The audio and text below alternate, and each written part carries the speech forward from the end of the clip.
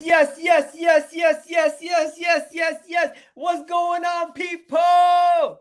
Arsenal is back at the top of the Premier League table. That's my favorite saying. That's what LeBron James says, right? That's my favorite saying. Because it is. At this moment in time, Arsenal are back at the top of the Premier League table after Manchester City dropped points. And Arsenal had a miraculous comeback versus Aston Villa, a game in which we did not have Thomas Partey. We did not have Gabriel Jesus. We were down. We were down 1-0. We came back to get it 1-1. We were down 2-1. We came back to get it 2-2. And at one point, it looked like the game was going to get away from us and it was going to be a draw. And you know what happened? We got a moment of magic from Jorginho. Yes, the guy they call Agent Jorginho. The own goal came off Martinez's head, went into the back of the goal, 3-2, and then link up from Fabio Vieira to Gabriel Jesus, and we got the fourth goal, making it 4-2. And today couldn't have ended any better. All I have to say is, who is the kitty cat now, people? Who is the kitten now? The meow meow.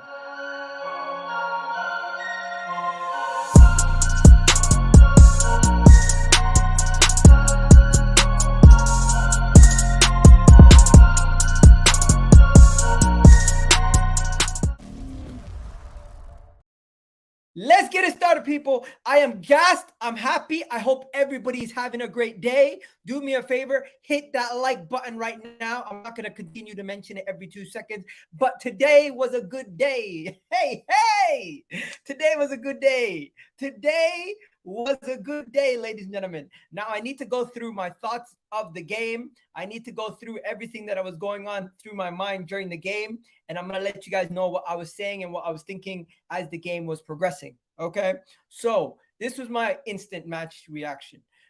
During the game, before the game started, I looked at the team sheet and I said to myself, wow, Emile Smith-Rowe is finally back in the team. Mikel Arteta made a change. He dropped Gabriel Martinelli for the first time in forever.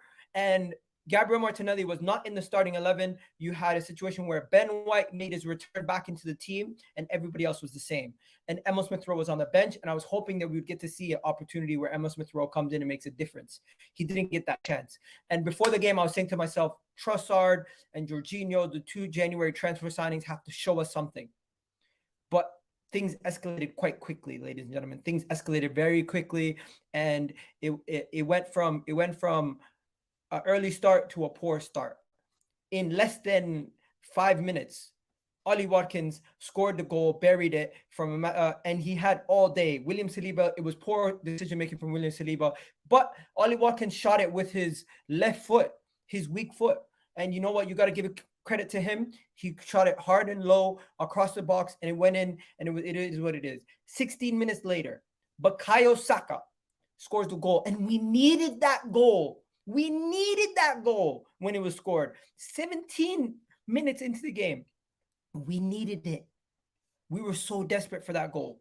When it came, I was like, yes.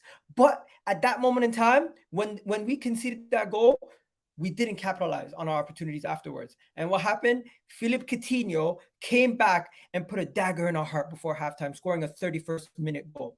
And I'm telling you guys, in halftime, it was toxic. Halftime, we had people talking about Mikel Arteta's job if we drop out of top 4. People were saying, forget the title race. Now we're worrying about top 4.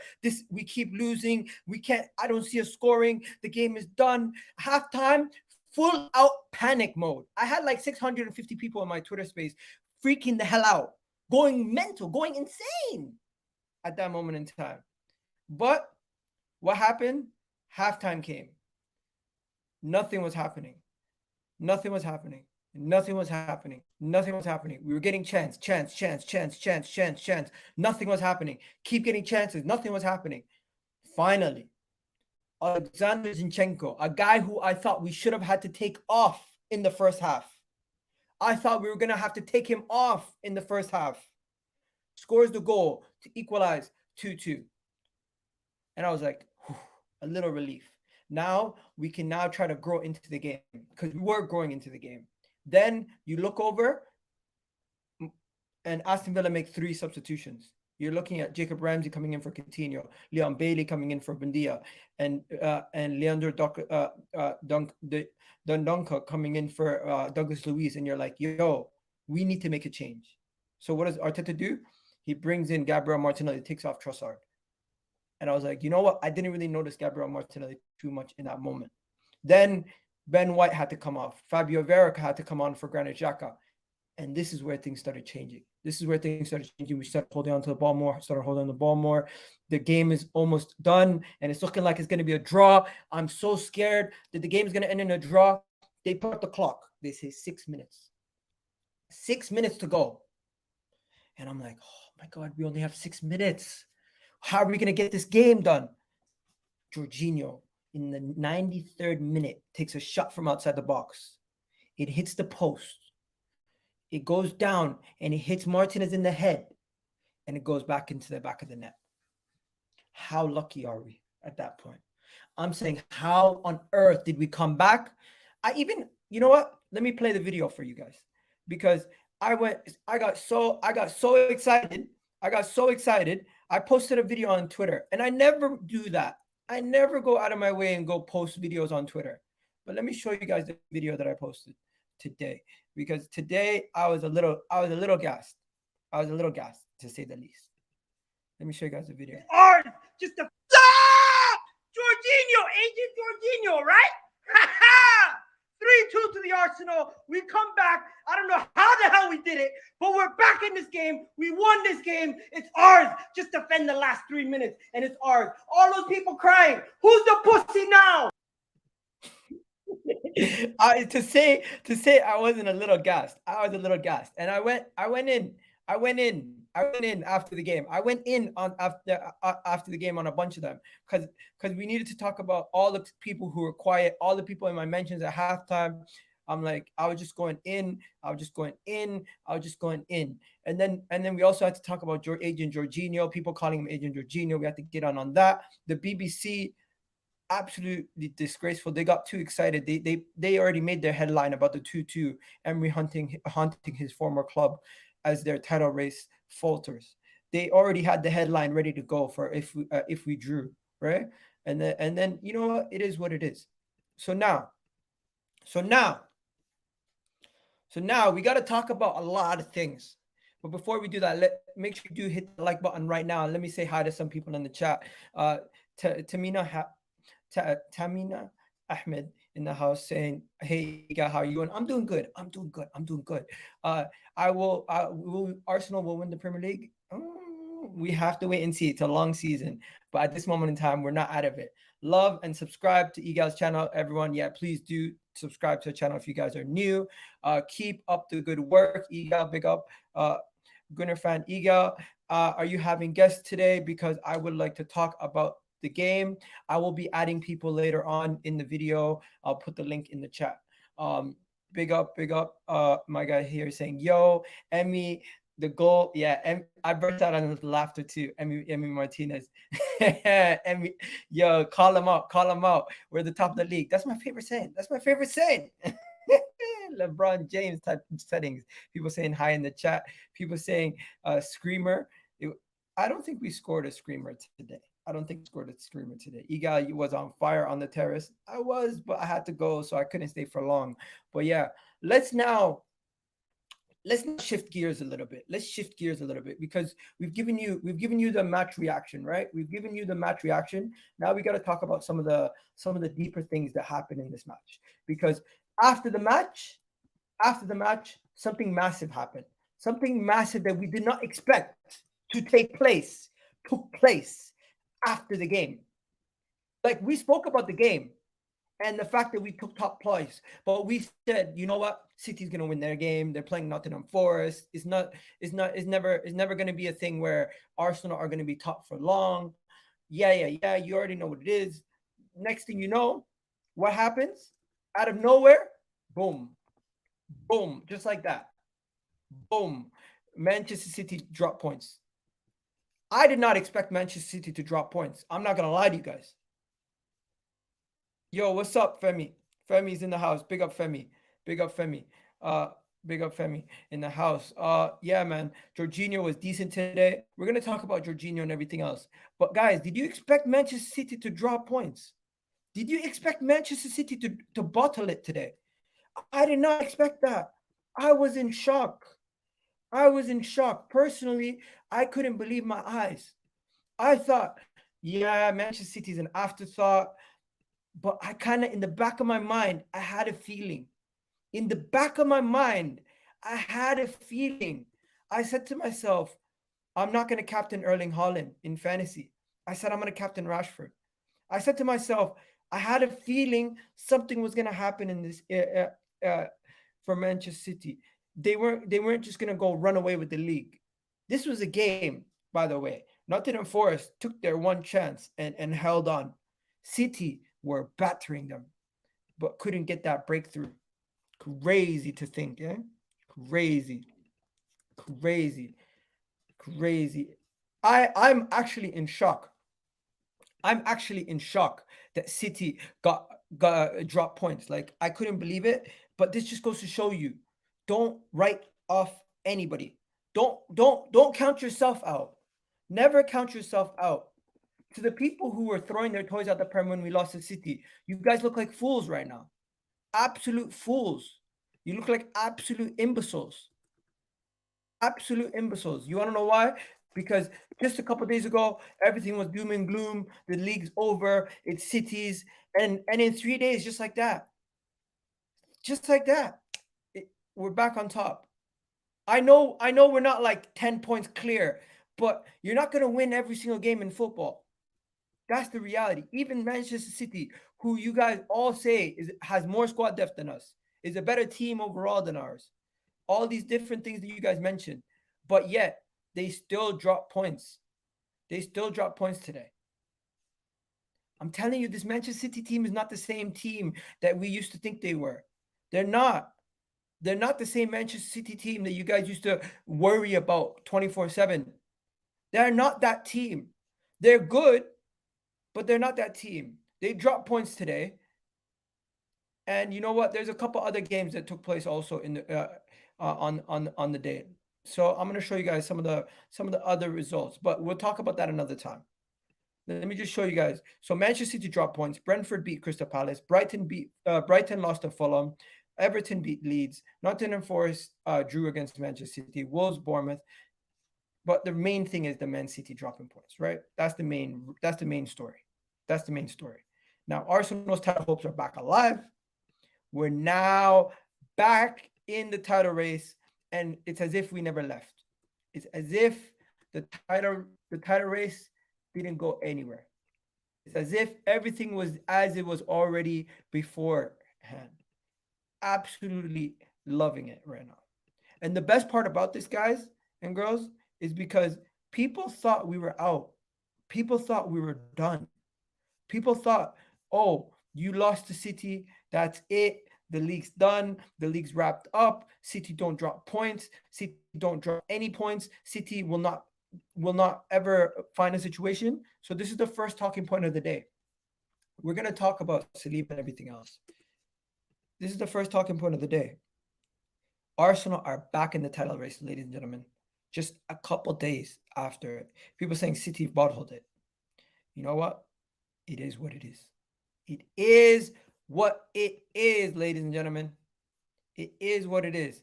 Now, there's a couple players we got to talk about. There's a lot of players we got to talk about, good and bad. There's people we got to talk about today. We got to talk about Gabriel Martinelli. We got to talk about William Saliba. We got to talk about Mikel Arteta. We got to talk about a lot of these guys. And I need you guys in the chat to get involved. Let me know. By the way, I still don't know what the poll question should be for today. Let me know what you guys think the poll question should be. And also, who was your man of the match? Was it Jorginho or was it Bukayo Saka? For me, I'm not gonna lie to you. I think it's Bukayo Saka. I think Bukayo Saka was the man of the match. But I wouldn't be surprised if you guys told me it was Thing. But yeah, what are people saying? You can't drop Saliba for who? That's a fact. Who are you going to drop Saliba for? If you guys want to talk about Saliba first, let's start by talking about Saliba. William Saliba. He conceded a goal today that you could say he should have done better. He should have been more aggressive in defending Ollie Watkins in that one-on-one situation. He should have done better for the opening goal. William Saliba, I agree with some people. He should have done better. William Saliba today was not on, he wasn't on it at the beginning. As the game grew on, everyone started getting themselves a little bit more control, a little bit better in the game, a little bit more calm. But yeah, William Saliba, I'm not gonna say drop him because young defenders, as Arsene Wenger said, they're gonna make mistakes. They're going to make mistakes, but they become better defenders by those mistakes. It might cost you in the short term, but in the long term, it'll make you a better team. Do we think William Saliba should be dropped? No. Do we think William Saliba made a mistake for the opening goal? Yes. Do you think William Saliba could have done better in that opening goal? 100%. Will it now mean his position isn't a threat? No. Because realistically, Ben White and Tomiyasu are both rotation for the right back position. Saliba and Gabriel are two of the best center back pairings in the world at this moment in time. There's no way we're dropping Saliba. He just had a poor situation with that first goal. And you know what? We won that game and no one was happier than he was. No one was happier than he was. That's the reality. No one was happier than he was. And he's 21 years old, 100%. He's 21 years old. We can't forget that. He's fallen off since the World Cup. I don't think that he's fallen off. I think that the honeymoon period with the fans is over.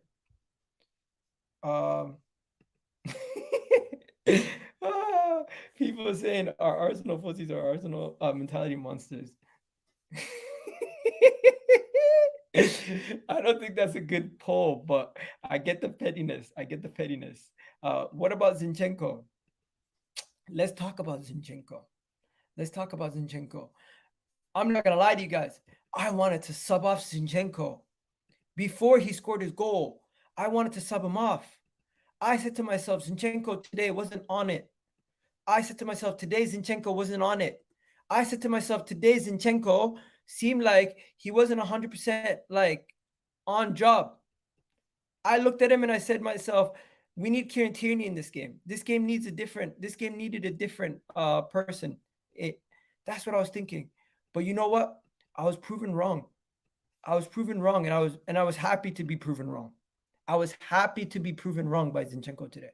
I was happy because when Zinchenko scored his goal, he showed how much of a leader he is. He showed what kind of person he is. He showed what he is as an individual and as a player in this team. As much as I wanted to get onto his case because of the poor first half that he had, the man was extremely sloppy at times, gave away the ball plenty of times in this game. Let me just check how many times he gave away the ball, because like as a left back, he was messing up chances. Getting 1 second. How many passes did this guy have? Yeah, so he had 85% pass accuracy, but it wasn't about the only that. Defensively, he was getting beat. He was getting beat in aerial duels. He was getting beat in ground duels at times. I was just worried about Zinchenko. But you know what? As the game grew on, he got better. And he pretty much played almost the whole game. He played like just under 90 minutes, if I'm not mistaken. Just under 90 minutes Zinchenko played. And yeah, his goal was crucial. People saying talk about Odegaard and that miss. Oh my God. How bad was that miss, ladies and gentlemen? How bad was the miss that Odegaard had? How did he miss that? I was just looking at it and I was like, surely after he missed that, I was like, you know what, our night, we're cursed. At that point, when he missed that chance, I thought we were cursed. Because how do you miss from that close? And if you don't know what I'm talking about, people, you weren't watching the game when it and you missed parts of it because it was a criminal miss. Criminal miss from Odegaard. And I love Odegaard, but I'm just going to show you guys how bad this miss was. This miss was terrible. The whole goal is wide open almost. He has almost the entire goal open. That was criminal. Odegaard's miss in this game, I don't know what to say. I don't know what to say. I'm happy that we won. At least we won and we don't have to come back to this. But if we lost, this was a horrific miss. Horrific miss. And immediately after he missed it, you could see how frustrated he was, how angry Bukayo Saka was, how angry everyone involved in that situation was. How could he miss that? How? You have to ask yourself, how do you get yourself in that kind of situation and you miss from that position? I'm going to have to do this video, majority of it by myself. I'll add you guys near the end, I promise. But how do you miss from that range? You're too close to miss. That is criminal. That was criminal. Odegaard, lucky we won. Odegaard's lucky we won. Yeah, facts. He's lucky we won. He's lucky we won because if we didn't win, and that miss would be ingrained in everybody's mind. That would have been ingrained in everybody's mind because if I'm not mistaken, that miss came just before the third goal too. The miss came just before the third goal. At what time was that? Let me check. What minute was that? What minute was that? 77th minute. We ended up scoring the own goal in the 93rd minute. So from the 77th minute until the 93rd minute, that must have been playing in their minds. That must have been just playing in their minds that we had that opportunity that we completely flourished. Now, just so you guys know, in this game, we dominated XG.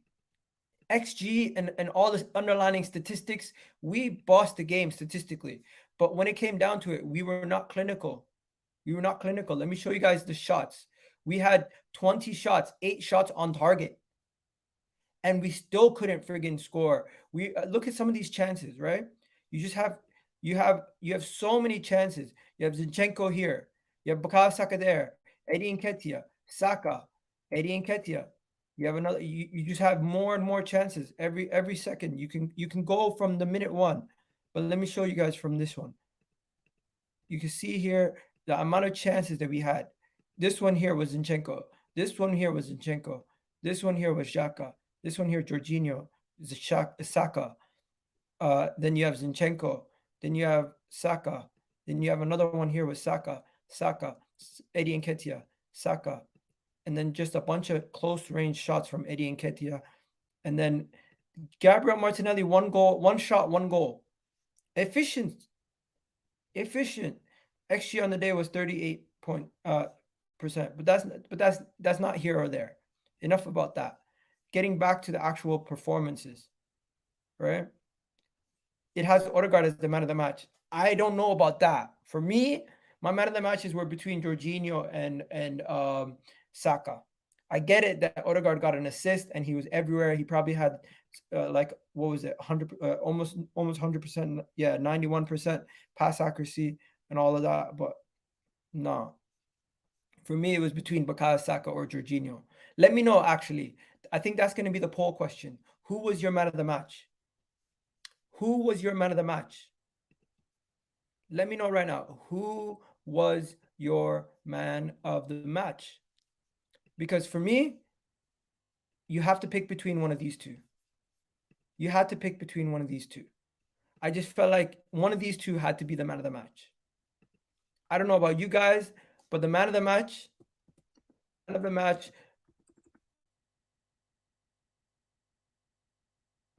for me versus Aston Villa was Saka. Some people said Jorginho, some people say Bukayo Saka, but for me, it was Bukayo Saka. I just felt like Bukayo Saka was on point today. And I'm going to talk about Bukayo Saka in a second. But let me know your candidates for man of the match. And then I'll put them in the poll question. I'll put the candidates in the poll question. So you have Odegaard, you have Saka, Jorginho. Who else? So I'm going to put Bukayo Saka as one of the candidates. Bukayo Saka as a candidate. That's, of course, we already know that. Who's the other candidates? We know about Jorginho. Jorginho's a candidate, right? Jorginho's a candidate. Who else is a candidate? Let me know. Let me know who the other candidates are, because people are going to say Martin Odegaard, but who is the fourth? If you have to have 4 candidates, who is the 4th candidate? Man up the match. And don't forget to like the video while you're here. Don't forget to like the video, people. Don't forget to like the video. But yeah, so we got that. Martin Odegaard. Of course, Martin Odegaard is one of the man of the match candidates. Is there a case for Fabio Vieira? Is there a case for Fabio Vieira coming off the bench? No. Is there a case for Gabriel Martinelli scoring a goal? Probably, but not that much. Who's the next man of the match candidate? It's not Eddie Nketiah. It's not Saliba. It's not Gabriel. It's not xhaka. It's Zinchenko. Zinchenko, even though Zinchenko was not like the best first half, it has to be Zinchenko, right? Zinchenko, no? People saying Ramsdale. Ramsdale, really? Ramsdale? People saying Ben White was good. Ben White got hooked at like 90 something minute. Ramsdale with the wonder saves. Okay, so we give it to Ramsdale then. We give it to Ramsdale. Cool? We give it to Rams. Do we give it to Ramsdale or Zinchenko? Because look, Zinchenko got the goals. Zinchenko grew into the game. You know what? I am going to leave one position for other. I'm gonna leave one position for other. That is what I'm gonna do. I'm gonna make one for other. And you guys can just if you guys pick other, just let me know who the other is. So I've gone Bukayo Saka, Gabriel Martinelli, Bukayo Saka, Martin Odegaard, and Jorginho. Those are my 3. And then people are saying Ramsdale, people are saying Ben White. I don't really know. Femi's saying my comment. Where's your comment? I don't see it. I'm looking up. Femi, how long ago did you comment? I don't see it. My comment. I'm so confused. Okay. I can't find it. People saying Saka was man of the match. People saying Ramsdale had no chance for both goals. Okay. Let's see. What was Ramsdale's? Ramsdale made 3 saves. Yeah, he made 3 saves. Good pass accuracy. You know what? I can't even lie to you guys. I can't put Jorginho. I can't. So by default, maybe Ramsdale gets it. You're right. I'll give it to Aaron Ramsdale. I'll put Aaron Ramsdale in there. And the reason why I'm not going to put Ben White is because Ben White didn't get the whole game. Ben White didn't really play the whole game, where Ramsdale did. So we'll do Ramsdale. So you guys decide who the man of the match is today. I'm not going to lie to you guys. I kind of nudge you closer to Saka for man of the match. I would give it to Saka as man of the match. That's just me. That's just me. But maybe I'm biased. I don't know. But yeah, let's now talk about Bukayo Saka. Let's now talk about Bukayo Saka, people, because Bukayo Saka, woo, people, Bukayo Saka is the guy. Bukayo Saka is him. Bukayo Saka is world class. Ladies and gentlemen, Bukayo Saka delivers once again. Once again, Bukayo Saka delivers. This guy delivers every week. Bukayo Saka at this moment in time has more GA than Rashford in the Premier League. And people are trying to put Rashford in the Ballon d'Or conversation. I know they're trolling, but hey, it is what it is. At this moment in time, Bukayo Saka is going to be my captain for fantasy next week. That's how good he is. He is on a ridiculous rate. He almost got injured. At one point in the game, he looked like he was injured, and he still kept going. I thought he was going to get subbed off. I thought Bukayo Saka was going to get subbed off. But Bukayo Saka kept going. He kept fighting. Not only did he score a goal, not only did he create the chance for Martin Odegaard that he messed up, Bukayo Saka is on a different planet at this moment in time. There's people in our team that would get into majority teams in world football. Bukayo Saka is one of those guys. Bukayo Saka would probably start for Real Madrid. That's how good he is. That's how good he is right now. I genuinely believe it. Call me crazy, call me whatever you want. I don't care. I genuinely believe you cannot name 5 right wingers that are currently better than Bukayo Saka in world football. I dare you to. I dare you guys to name 5 right wingers better than Bukayo Saka right now. The guy's world class.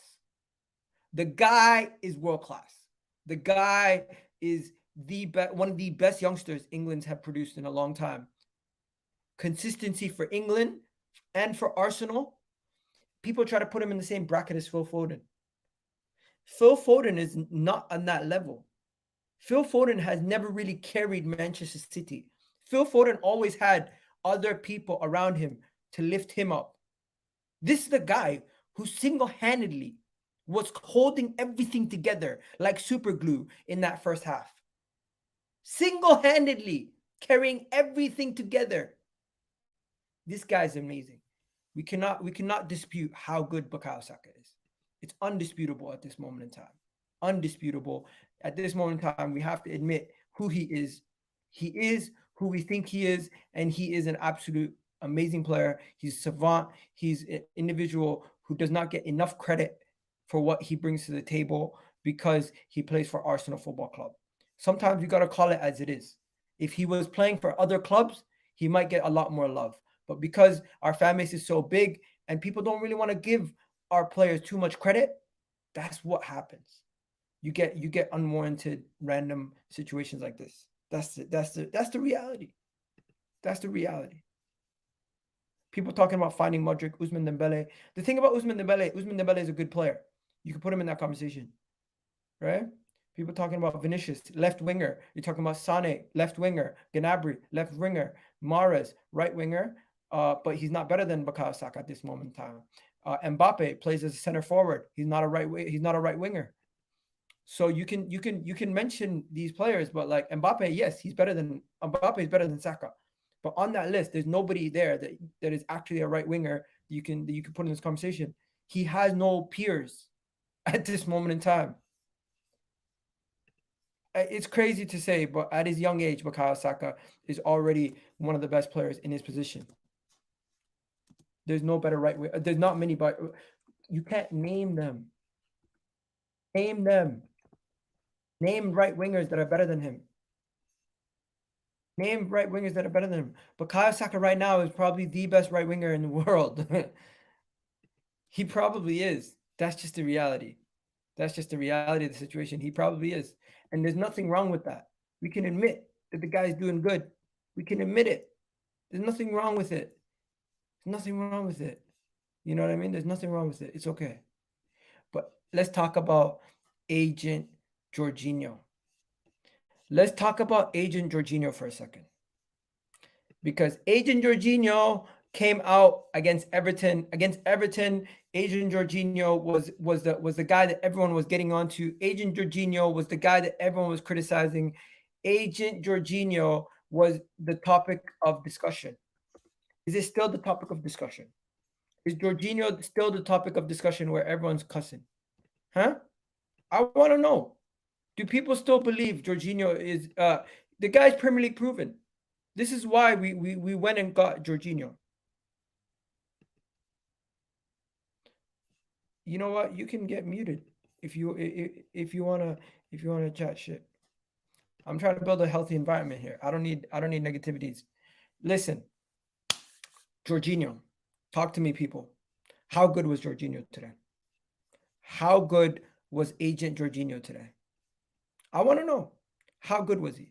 Because when it comes down to Jorginho, he gets unfairly criticized.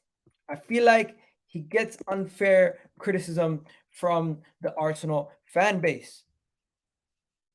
Because he wasn't our first choice, we criticize him too much. He becomes a scapegoat. He becomes a guy who we make fun of. He becomes a guy who gets cussed, and it's just not warranted. Today, he was on point. Man of the match was he was controlling the game. This is a former Chelsea fan telling me about Jorginho. Right?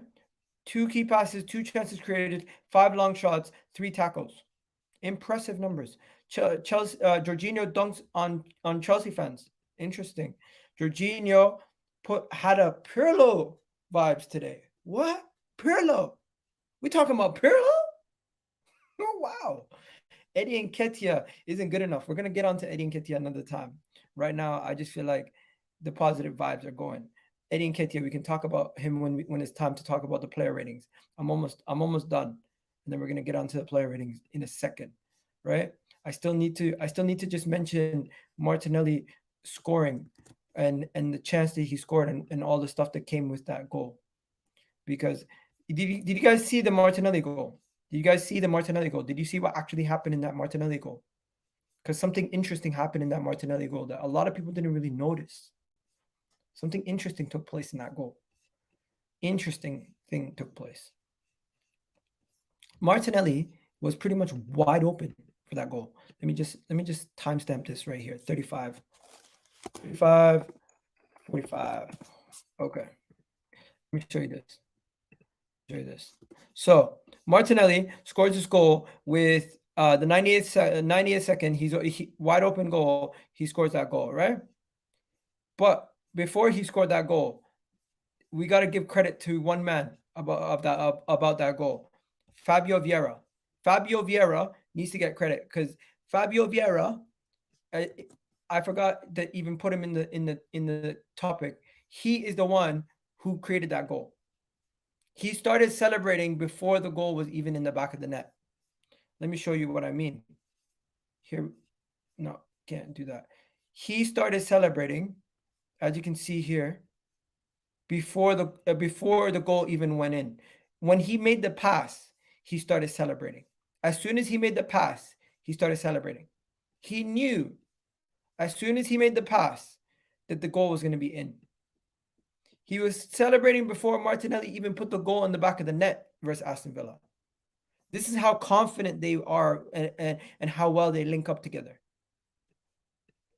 I like the Fabio Vieira Martinelli substitution.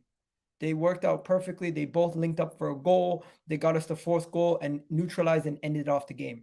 They buried the game for us. Amazing.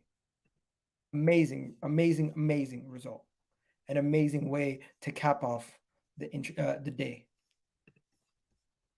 Now,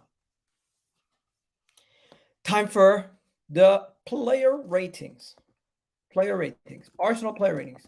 Now, with the player ratings, the way we do them, very simple. I need you guys to get to go along with me and give me and let me know what your Arsenal player ratings are for this game. The way you're going to do that, you're just going to need to put it in the chat and let me know what your player rating was in the chat. Okay? So put your player ratings in the chat and I will put it on the screen and we'll go through them together. Okay? So first things first, before we go any further, Arteta explains Bukayo Saka's injury fears. Ooh.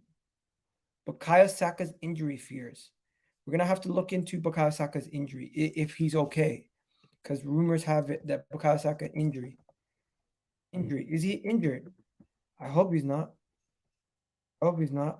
Mikel Arteta plays down injury concerns. Yeah. So he plays it down. That's good to hear. Good to hear. No, there's nothing really to worry about yet. Okay. So, first things first. Let's get into these ratings. Ramsdale, what are we giving Ramsdale? Since you guys want to put Ramsdale as one of the man of the matches, I'm assuming you guys want him to have like a 6. Someone on TikTok said 6. What are we giving to Ramsdale? Let's get these player ratings started. What are we giving to Ramsdale, people? What are you giving to Ramsdale? I want to start seeing numbers. I need to see numbers, people. I should see the whole place flooded with numbers. 5, 6, 7, 8, 6, 7, 6, 7, maybe just a knock. 6, 7. I'm seeing 8s and 6s. For me, Ramsdale is a 7. He's not perfect because I don't. But at the same time, I don't feel like he could have done more to make the saves for the thing. He did concede 2 goals, but at the same time, he wasn't really at fault for the 2 goals. So that's why I'm giving him a 7. But if he would have drawn, it would have dropped down to an 8. So it's kind of result based. So I feel like 6.5 is fair. 6.5 is fair.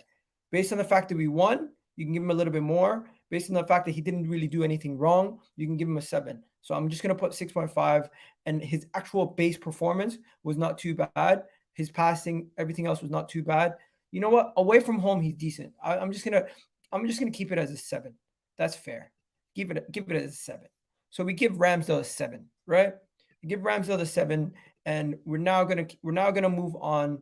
We're now gonna move on to the next player, which is Ben White. Ben White, I'm just gonna start with a 6. You know, he didn't really have to do anything. Really, he wasn't really noticed. I didn't really notice Ben White too much as a negative or a positive. I noticed him like when it came to a couple of duels, he was out of position in one situation, but that's it really. Can't really fault him too much. So 6, I think, is fair.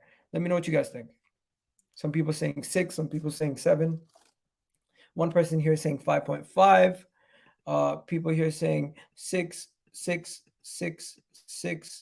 I'm sick of him nutmegging. What? I'm sick of him trying to nutmeg people. 6. Okay, 7. You know what? That's fair. That's fair. Let me just put this timestamp quickly on the Aston Villa player ratings. I'm not gonna lie to you guys, people. I feel like the player ratings they used to be so much more fun when I had like 15 people in the stream doing it, but I can't have that many people in the stream. It's just too chaotic. It's so chaotic having those many people in the stream. Yo, big up my guy. How you doing? Gunner fan. Is this Brendan? No, that's not Brendan, bro. Big up my guy. Mons in the house doing his thing. Mons, hope you're doing well, my guy. Hope you're doing well. If you're doing a stream later, let me know. Message me, and I'll redirect to you, of course. Smash the like button, people. Smash that like button right now, people. Let's go to the next player. So we're going to give Ben White a 6. Saliba. I'm not going to lie to you guys. Saliba got ripped, but I'm still giving him a 6. Saliba got ripped, but I'm still... You know what? It's not even a 6 game. Even though he got ripped, I'm thinking still give him a 6.5. Is that crazy? He had a bad first half. Second half, everyone was faultless, and he kind of was trying to make up for it the whole entire game. So I feel like Saliba wasn't too bad. Maybe I'm being deluded. Maybe I'm being deluded because he did make a big mistake for the opening goal. Okay, you guys are telling me I'm being deluded at this point. I'm willing to go as low as a 5. When I'm seeing 4s, maybe I'm trying to make up for the guy. Maybe I'm being too nice to him. But let's look at the actual facts, okay? Let's look at the actual facts. Let's stop for a second. Let's look at the actual facts. He didn't really have much protection with Jorginho in front of him and Odegaard in front of him. Ben White, Gabriel, and Saliba were basically almost like a back 3 at time majority of the games. The guy, if you look at his actual statistics, he did not lose a ground duel. He got 2 tackles done. He made 8 recoveries. He cleared 2 headers and won 2 aerial duels. The man had 4 clearances. Statistically, he was on point and was one of the best defenders. But it's because he made the mistake leading to the first goal and not coming too close to Ollie Watkins that we're going to rate the whole performance down. If you take away that first goal, he had an amazing game. That's why I put him a little higher. But if you guys are saying a 5, that's bang average. You can't say he's bang average. Let me know. Reason with me. Do you guys understand where I'm coming from? Let me know if you guys agree with me. Because I thought Saliba was not that bad. What happened to the youth, fam? He made one mistake, which was not closing down the left foot. The player's right-footed. He made him go to his left foot. He banged it and he did a good goal. Honestly, I'm not going to fault him too much. It's not on Saliba. It was not only on Saliba. Saliba made a mistake. We can call out the mistake, but it is what it is. I'm saying if you guys want to give him a 5, I think that's a little harsh. Let's go 5.5 or 6 minimum. I think that's fair. What are we saying? What? What are you guys talking about? You guys are beefing each other. People saying 5.5. People saying 5.5. You know what? I'm gonna give Saliba 5.5, and then I'm just gonna give Gabriel a 6. If everyone agrees with that, I'm giving Gabriel a 6. But what are we giving Zinchenko? What did they give? You see, Arsblog gave us 7.5, but we know Arsblog, he's overly positive. Yeah.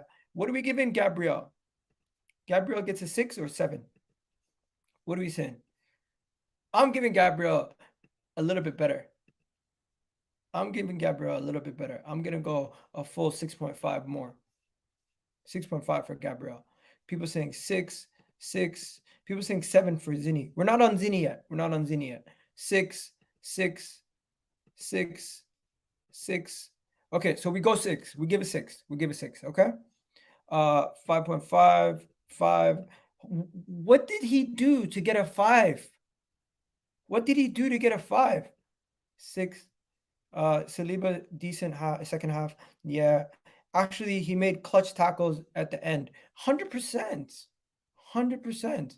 By the way, just so everyone knows, the man had a defensive performance that was not as commanding and as aggressive as Saliba, because a lot of the attack went through Saliba's side. Gabriel was actually not attacked as much. They kind of have more respect for him.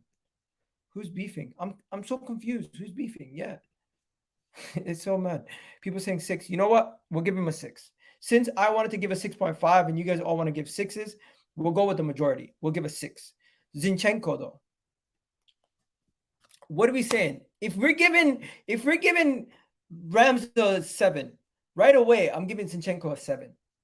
Right away, I'm giving Zinchenko a 7. Defensively in the first half, he was poor, but he was integral to getting us to this win. His goal was the equalizer. He's a leader. He pushed on the team. He was everywhere. His shot was actually from a right back position. He took his shot from a right back position. He's not a right back. He's a left back. He was in the right back position to take the shot, get the ball received from. Guys, I'm going to tell you right now, Zinchenko, I think overall deserves it. Yes, he made some misplaced passes. Yes, he did some messed up things, but he deserves it. And that shot, the goal, where he shot it from and where he scored it from, I don't think he had any right scoring that goal. I think that was a Martinez error. But hey, we'll take it. 7. People are saying 7. You know what? This is one time we all agree. 7. 7 for Zinchenko, right? Now, if Zinchenko is getting 7, Jorginho is getting an 8. Jorginho is getting an 8. Jorginho is getting 8 for me. At least an 8. What are we saying? Some people saying 6. Some people saying 5. Whoo, 5. Why is he getting a 5? He scored in inches. Oh man. People saying 8, 7, 8 inches. A good score. What? 8, 8, 8. You know what? People are saying 8. Some people saying 9. 9, you know. 9. Okay. I'm willing to go higher. I'm willing to go 8.5. I'm willing to go 8.5. Because look, if we're giving Ramsdale and Zinchenko 7s, we got to give the guy at least a higher score than 8. Maybe 8.5. Maybe 8.5. We go 8.5. Okay? We move it. We keep it there. People saying 10. Woo, we got a 10 for Jorginho. Understand, a 10 is ridiculous. We're not giving him a 10. He doesn't deserve a 10. That is a little bit too much praise. He got himself on the day. What did he get? He got a goal. He had what do you call it? 2 big chances created. The guy had won an aerial duel. The guy lost 7 ground duels. Damn,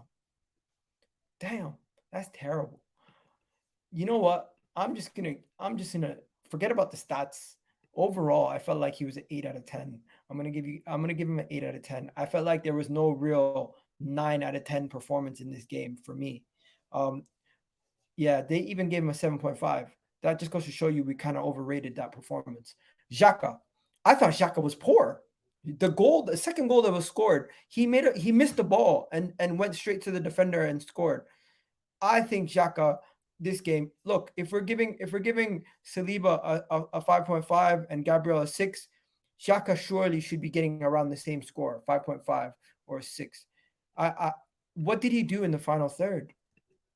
Did he really have any impact in the final third? I thought Xhaka was one of the worst players on the pitch, if I'm not mistaken. Hence why he got subbed off for Fabio Vieira.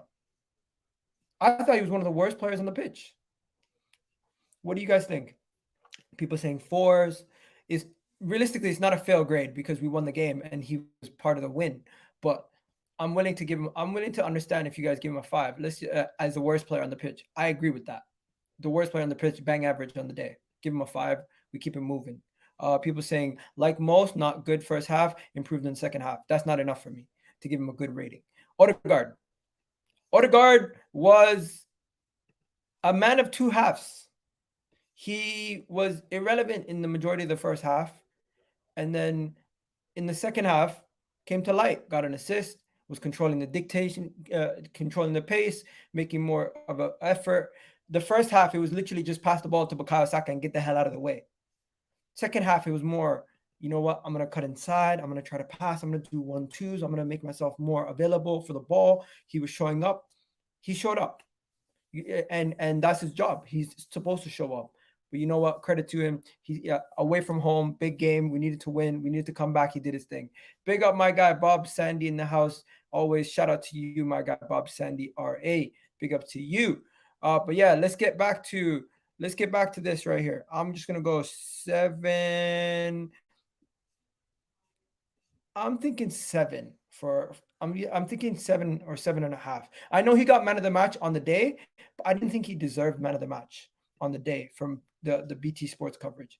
People saying 6.5, 6, 6, 6, 8.5. What's making people so low and what's making people so high? Like, there's such a disparity between the two. Sounds crazy to me. I don't know. I'm just gonna give him a 7. I feel like he doesn't deserve to be in the top bracket with the Ramsdales and these guys, or he doesn't deserve to be in the top bracket with Saka and Thing, in my opinion. But he's in the mix with Zinchenko and Ramsdale. I think Jorginho and Saka are separators from the rest of the team. Odegaard just goes into that bracket just below, but you can put him 0.5 ahead of Ramsdale and the rest of those guys. So we'll go 7.5. That's fair. Oh shit, 7 key passes. I didn't notice that. Yo, by the way, Trossard, big fail today. Big fail. Trossard did bad. What happened to Trossard today, guys? What did we rate? You guys just want to rate Eddie Nketiah. Listen, we're gonna give Eddie Nketiah. We're gonna give Eddie Nketiah. We're gonna give Eddie Nketiah a 5, and we're gonna give Trossard a 5. Okay, and we keep it moving from those two, because I felt like neither of them were really effective. Actually, I feel like it's unfair to give Trossard the same rating as Eddie, because Eddie at least created a chance. He just didn't score from it. He created a chance, but he just didn't score from it. So, and he didn't get an assist either. But I'm just gonna, you know what? I think Eddie actually deserves a little bit more than Trossard. That's just me. That's just me. But you guys want to go ham on these guys. I could tell you guys are going ham on them. 6.5, 6. You see, that's a little bit more fair, I feel. What else we seen? No way today gets a 3. Damn, you guys are that bad on Eddie. Okay, I'm willing to go 4 for Eddie, but if he's getting a 4, that means Trossard's getting a 4 also. But that's harsh. That's harsh. We're gonna, you know what we're gonna do? We're gonna go 5s for both of them. Just because you guys are basically, just consider a 5 in this game as whatever you think it is, whatever you want it to be. Because basically you're saying Eddie Nketiah, Trossard, and Granit Xhaka were the 3 players that were the worst players on the pitch. Bukayo Saka, 8.5. If we're giving Jorginho an 8, Bukayo Saka gets an 8.5. Bukayo Saka ran the show, was the best player on the pitch on the night. No debate in my opinion. But some people would obviously say Jorginho or Odegaard, this guy, that guy. No. Bukayo Saka carried the show in the first half. In the second half, continued to carry the show. 8.5. People gave him a 9.5. Wow, amazing. Gabriel Martinelli came off the bench, scored a goal. He gets an 8. No question. 8. What do you guys disagree? Disagree, people? Let me know. Do you guys disagree? Anyone disagrees? People saying 9 for Bukayo Saka. 9 for Bukayo Saka. Wow. It is what it is. We're gonna give Martinelli an 8. Came off the bench, scored a goal, did his job. Or you know what? 7.5. 7.5. 7.5 for him. Tomiyasu, didn't really notice Tomiyasu too much. Didn't put a foot wrong. Didn't do anything right. So just give him a 6. Fabio Vieira came on, got an assist, was impactful in a short time period. He gets a 7.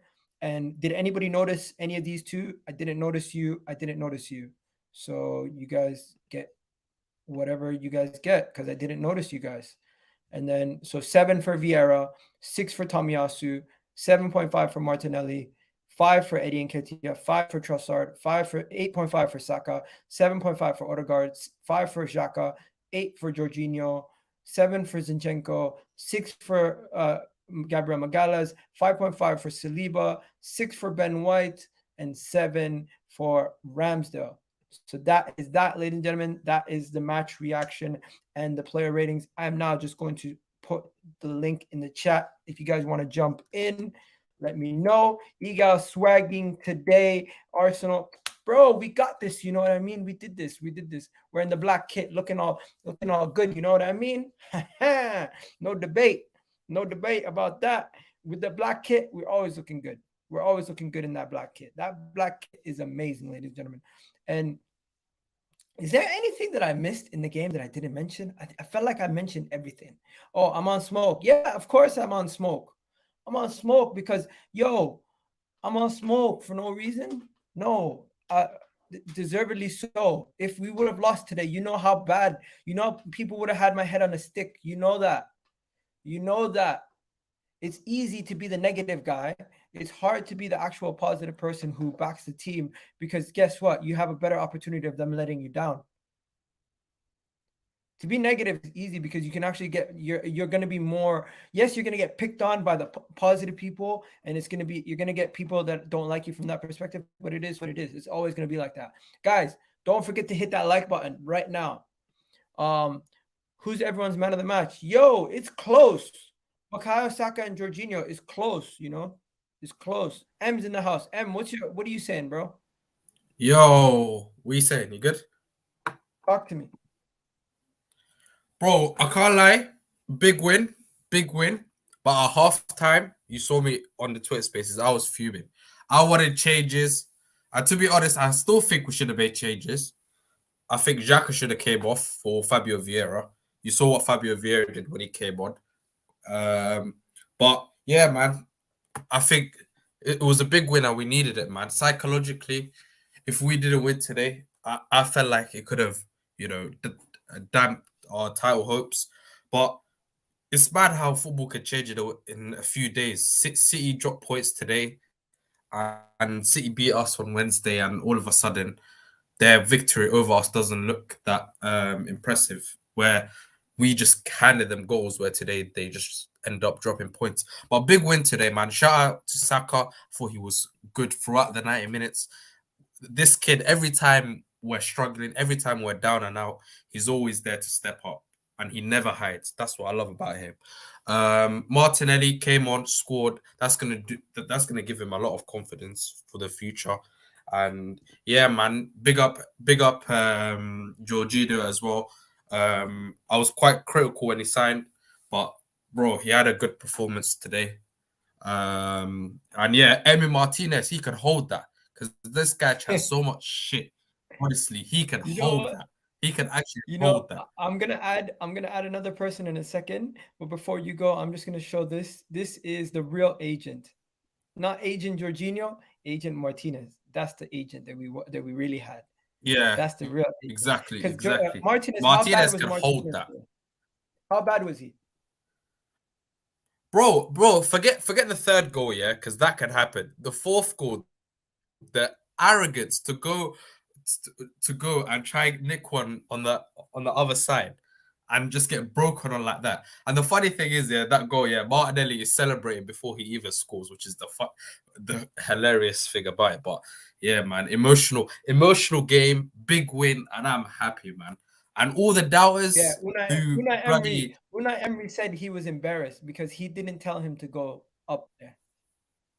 But yeah, look, I'm gonna add Emery can hold that Gunner as Fan well. TV, and I got Elliot coming on also. But before we big up M always coming on. Appreciate it, bro. Big up, bro.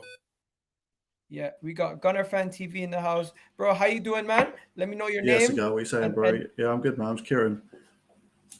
Kieran, big up Kieran, man. First time on the channel. Tell me, man. what you thought about the game, man? Well, to be honest, bro, I was stressed out throughout that game. I'm not gonna lie to you. You seem a lot more positive than I was. I can tell you that. But the important thing is, right? See my tweets at the time. I was shaking it too.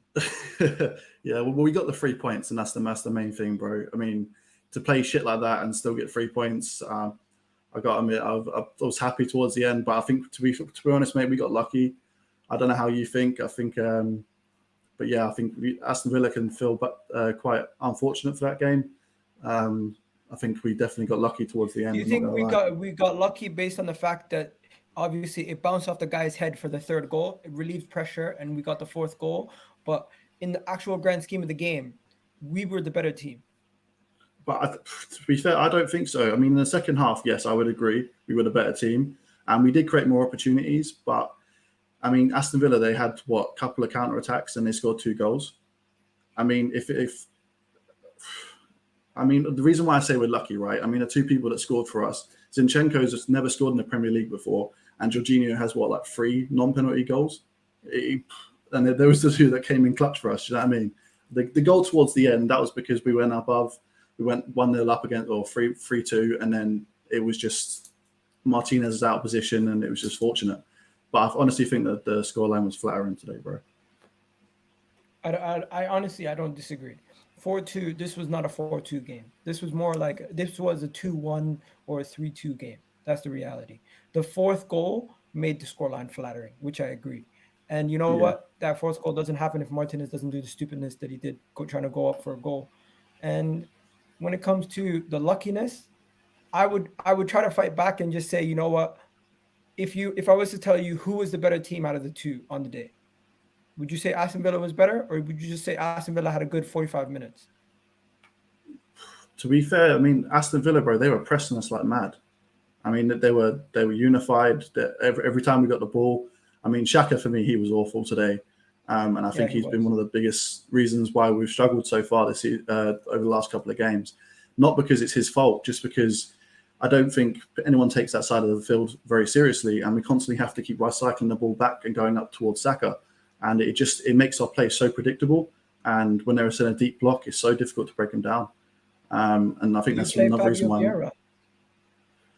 No, I wouldn't. To be honest, I would keep him on as a halftime sub. I don't think Vieira has the physicality to deal with the Premier League just yet. It's his first season, dude. He's only 21. I know he did well in was it Porto? No, not Porto. Who did he play for? Was it Porto? It was Porto. Yeah. So he did well for Porto last season, but he was in and out. He didn't play every single game. They used him sparingly. But he still got a lot of assists. Yeah, he did. That's true. He did. I mean, he was second for assists in overall. But he if you look at how many minutes he played, he did come on as a sub a lot of those games as well. I think the way Arteta's using him is right. Let's talk about the title race, though. After we won this game, City dropped points. How much did that relieve you and make you so happy? Because after the doom and gloom of the last game to this, 2 completely different feelings. How you feel? I mean, I was happy they dropped points. I'm not going to lie. I was really excited when I saw that they drew. I didn't think it was going to be an easy game for them going to Nottingham Forest. Nottingham Forest has taken quite big scalps this season, especially at home. They're a different team. I mean, we saw it last season when we went there in the FA Cup. They're not an easy team to play against. That stadium is quite a big fortress. But I'm not here to troll Man City, bro. I mean, they showed us levels last game, and we have to just be humble. They drop points, and let's keep moving. Let's think about Leicester. Let's not look at the table. Just take it one game by a time, bro. That's the only way. You know what? A lot of people are pushing back. Maybe it's because they're very positive, of course. But they're saying you make your own luck. Another one here is saying, I'm sorry, you can't say we're lucky. We created more chances in the second half, and it was just deserved, basically. Yeah, obviously, we created a lot of chances. Well, I don't know. I think I said that Villa could feel hard done by in this game. I mean, like the chances, we did create a lot of chances, but how many of them were actually like gilt-edged chances? And the only reason why I say it's lucky is because the people that scored for us and came in clutch have barely ever scored. Like honestly, if you look at Jorginho's non-penalty goals, he has like 3.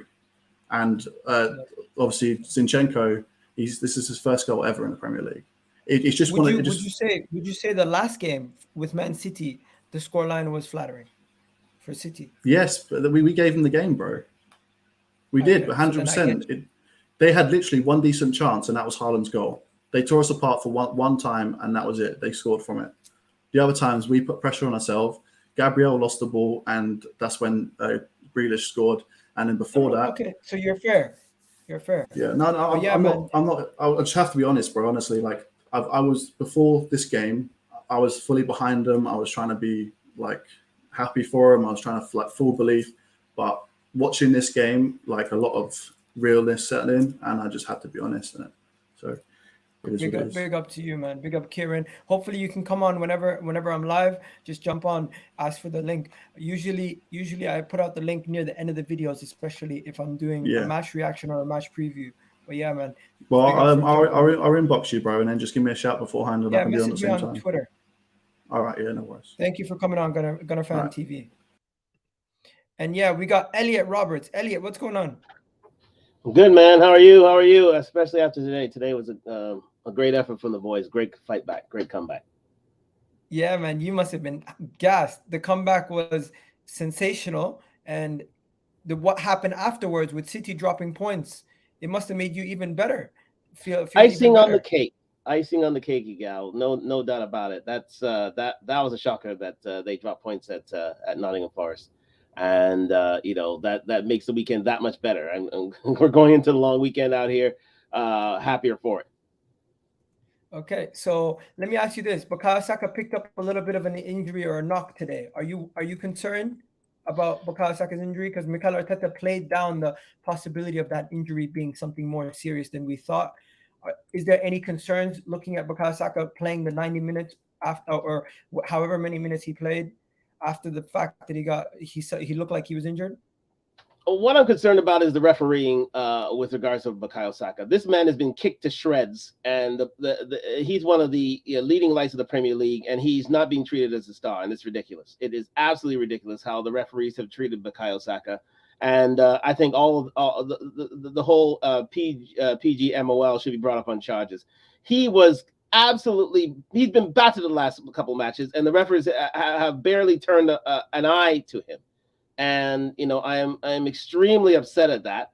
And again, today he wasn't protected, and here comes an injury. I wonder why? Because they're rotationally fouling him, because the players know, the teams know, oh, you can foul Bukayo Saka and get away with it. When are we going to get protection from our superstars? When are we going to get the respect from these referees? It's ridiculous. No, I hear you. 100%. 100%. And you know what? We've been calling for it since forever, it almost seems like. I remember the Crystal Palace game, was it last season, where the guy literally kicked his leg and got a yellow card for kicking him. Yeah, this is it. And the thing about it is, it's like, if this was Harry Kane, if this was Haaland, if this was any other superstar, guess what? They're gonna get protected. And our superstar doesn't, and it's unfair. It's simply unfair for a team that's in first place, for crying out loud. And he's the one of the chief reasons why. It's where's the justice? We finally get Moss out of here, but now But now we see the light, and we understand that Bukayo Saka is on the hit list. And I mean, I'm asking again, where is the protection for our stars? Where are our superstars going to get? I mean, it happened to him. It happened to Odegaard. Odegaard was again a victim of grievous bodily harm, to be fair. And once again, we're not getting the graces of a first place club. I know if this were Salah, if this were Haaland, if this were Kane, if this were any leading light in the Premier League, guess what? They get the protection, and it's got to stop, because now we may lose our best player simply because the referees choose to turn a blind eye, and it's quite simply freaking ridiculous. You know what? You bring up a really good point there. That's a really good point. And you know what? I haven't really mentioned or even thought about Bukayo Saka's injury until now in the video. So it's a good thing that you came on and we spoke about that. But is there anything else you wanted to speak about that maybe I haven't touched on yet? Well, again, I've been another thing that I have to peel back on is the fact that Jorginho, the last few matches has been, he's been excellent, to be fair. He's been one of the leading players in this team. He saved our bacon today, and quite simply, a lot of shade has been thrown his way. Even I've thrown that shade to him, and quite simply, he's proven us all wrong. And we need to get behind a guy like Jorginho, because Jorginho's doing the work. He's doing the job. He's no Partey. We understand that, but we wanted someone who can come in and fill for Partey, and he's done an admirable job. And kudos to him. I think we need to make a change with xhaka. Xhaka needs to have a seat and have Zinchenko take the role, because I think Zinchenko, as you can see by the goal, I think he has a lot of tangible positives about him that needs to be extolled now, especially in the midfield. I think he has much more mobility than xhaka, and quite simply, there needs to be a change there. But I'm glad that Arteta made at least one change. I think the Trossard mood was well warranted. Trossard wasn't doing it. Trossard wasn't doing it today, but at least Trossard, at least the move was made, and it shows that Arteta is at least watching and seeing that where changes need to be made. I think if you include Trossard and also need let's face facts, Eddie Nketiah needs to have a seat as well. I think his run of form is run its race, and quite simply we need to move away from Nketiah just for a match or two. Give him that a bit of space so that we can try some new ways of doing things. I would rather a Saka, Martinelli, Trossard front line and see how that runs, because it's totally malleable, totally interchangeable, and I think it's indefensible in certain areas, because each one could play a number 9, and I think it would be a much more dangerous front line than what we have right now. I fully agree with you. I literally, that was the lineup I wanted to go with at the beginning before the game. I think it's time to drop Eddie Nketiah. I think it's time to drop Eddie Nketiah and start Martinelli and those guys. Eddie Nketiah, we haven't spoken about him too much, but he's just not cutting the mustard. It's time to drop him. Yeah, and it's not an insult to the guy. No, it's no insult to the guy. He's done well for us. He's done a masterful job in filling in for Jesus. But we could see how badly we need Jesus back now. But again, it's to show the opposition a different look, because we're becoming too predictable when it comes to defending us. And Eddie Nketiah is a part of that. He's a fox in the box. He's not the guy who's going to take the match by the scruff of the net. I think Martinelli would be able to do that a little bit better. I think Trossard can fit in as a false 9 if necessary. And I think that little bit of change is he's a great option off the bench. He is a great option off the bench. Yes, he is. Yes, you know what? If you need a goal, everyone's loving what you're saying, bro. 90th minute. I think that would,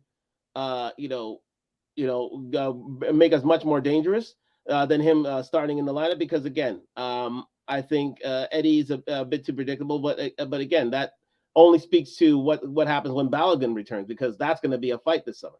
That's going to be a real fight. And I'd love to see what Balogun can do for us, really. And I think he's finding a lot of form. I think we could have brought him back this thing, but I err on the side of caution and leaving him in France and let him have a great season so he comes back fully energetic and confident that he can make it in the Premier League. But I think right now, I think that would be the switches I'd make at the moment. And bring Tierney back in. I think he's biting at the chomping at the bit in order to get a start. And I think now would be a great time to do it. You know what? This reminds me of Aston Villa last year. Referees did not protect him. Referees need to protect him from now on. We need to protect Saka. I'm sorry, this is ridiculous. This is getting now. It's becoming GBH. Lord knows these guys can be brought up on criminal charges. That foul was absolute. That was shameless. He literally scraped the back of his scraped the back of his calf. And he said, "Oh, I didn't see anything." Oh, come on, seriously. When are we going to start protecting our superstars? When is Arsenal going to start getting the rub of the green in terms of fouls? It's god awful. It's ridiculous. If you're a top team in the Premier League, you have one player that the referee protects, and Saka is our best player, and quite simply, he's not getting the protection. It's madness. You know what? I am going to have to clip this up and post it because everyone needs to hear what you just said. You're 100% right. Thank you for coming on, my guy. Big up to you, Elliot Roberts. Make sure you message me on Twitter so I can give you a follow back, and we can definitely get you on more shows going forward because I like the fact you speak facts, bro. But yeah, I gotta go to the general Mohammed now in the house. So big up to you, Elliot. Mohammed, talk to me. What do you want to talk about today, Mohammed? Let me know what you want to talk about today. Yes, very pleased. The crucial win. We had to win after the recent matches, the recent poor results, and the painful loss against City, which was all on our faults. We gave the City gifts to win the match. We were better in the first half, of course. So it was painful to swallow. So for me, if we want to continue fighting for the title, I said to myself that we must win against Villa away and against Leicester away.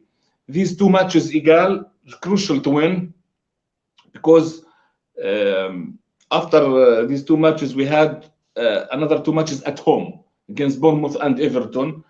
And for the confidence of the team, not to drop off. So we showed character and courage today. Second half, fantastic. We controlled the game, controlled the ball. We played in their half as it is. First half, it was 50-50. The worrying scenes today is that we defensively we are shaky. We gave the ball away as we did against City, ZINCHENKO in the first goal.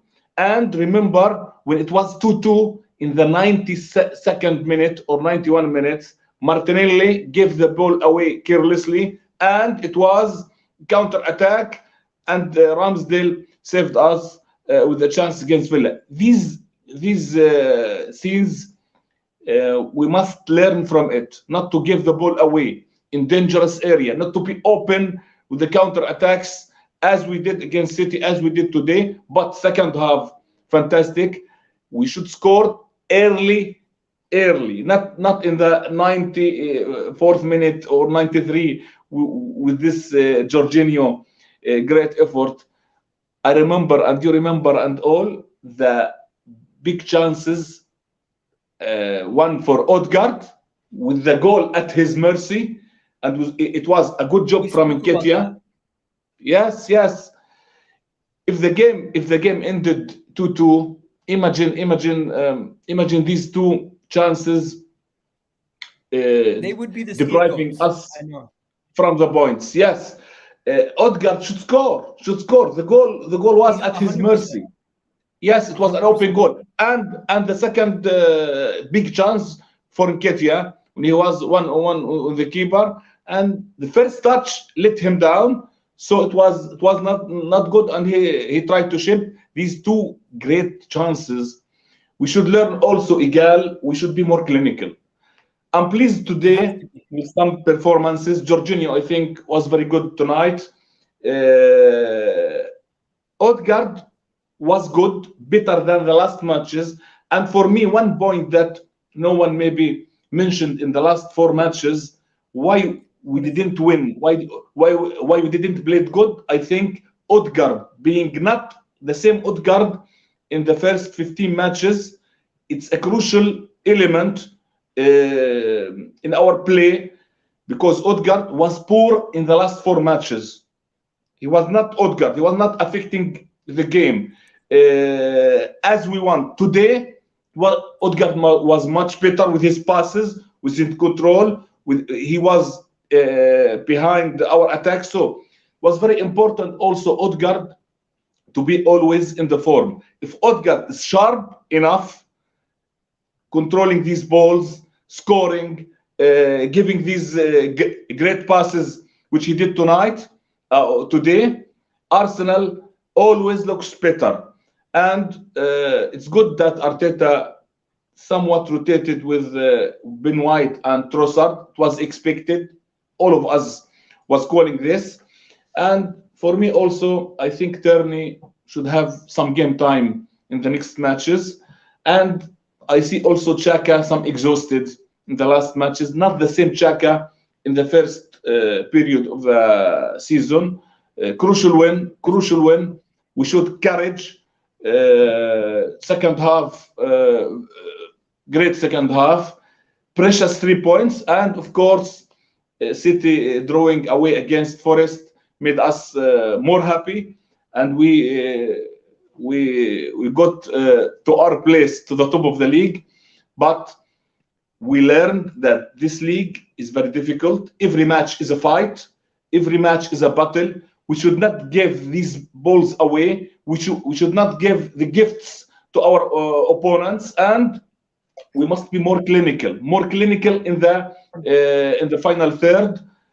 And some good news that Smith Rowe was today in the bench. Okay, he didn't play, but maybe in the next weeks, Egal, he may be another good option from the bench. You know what? Of course, I never spoke about that. Good job. Thank you. Smith Rowe. Yes. The thing about Smith Rowe is he's not going to play if the team is in good form. But if the team is questionable like they were today, there's an opportunity for him to come take a spot. And I think the spot is Xhaka's spot. If Smith Rowe takes Xhaka's spot, that's I agree with you. Yes. So in the next matches, he will be more ready. Maybe Arteta to throw him 15 minutes or 20 minutes if needed in the next weeks. So another good option coming from the bench. Maybe Partey, maybe next week or the week after will be ready. And of course, we are waiting Jesus in March. Maybe we hope that in the first week or 2 weeks of March. So all these players coming in the team gives Arteta very good choices. Defensively, Egal, we must be more concentrated, because last matches you see some worrying errors, individual errors, and I think credit to Ramsdale, because he got many sticks and many criticism in the last matches. Today with his save, with a great save from Bale effort, it was 2-2. It was 2-2. I tell all our fans to recall and to see the save again. Great save, one of the saves of the season, because he put his hand and crossbar, because Villa could stall the match with this shot from Bale. So credit also to Ramsdale. He made very good saves, and this is crucial save. It was 2-2 in the dying minutes. So Egal, we are happy with the win, regain our confidence again, and we hope that continue working, continue concentrating for the Leicester game away. Also another tough match. Leicester now in a good run, and we want a win before returning to the Emirates with another 2 matches, because look at the schedule from now until the end of the season. Very tough schedule, very tough matches, home and away. So we must be concentrated. For me, I accept loss if the second team who played against Arsenal is much better than us. Okay, I accept don't accept it. any losses, but Mohammed, love and respect. Yes. I have to go, but honestly, Yes. thank you for coming on. Big up to Thank you. everyone. I really do appreciate Thank you you. coming on. I always have time for you. Have a good one, okay, Mohammed?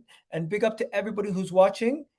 If you guys enjoyed the little conversations we had for the post matches, I will do this more often, and I'll even clip it up and I'll repost them as individual videos if you guys want that on the channel for you guys. But have yourselves a wonderful, wonderful day. I'm out of here. I have posted a bunch of shorts. I'm on Twitter. I'm on YouTube. I'm on TikTok. You guys know where to find me. Egal Talks Football everywhere except for Twitter, which is EGTV Egal. And have yourselves a wonderful day. I will now have to go, and I need to go eat. I haven't eaten. I haven't done anything. But tomorrow we'll be back with vibes from the 6. Husam's going to be returning. And which Man City fan do you want me to bring on? Hamza? We're going to see who I can get. Anyways, I'm out of here, people. You guys have yourselves a wonderful day. Love and respect, and catch you guys very, very soon. I'm out of here. Peace.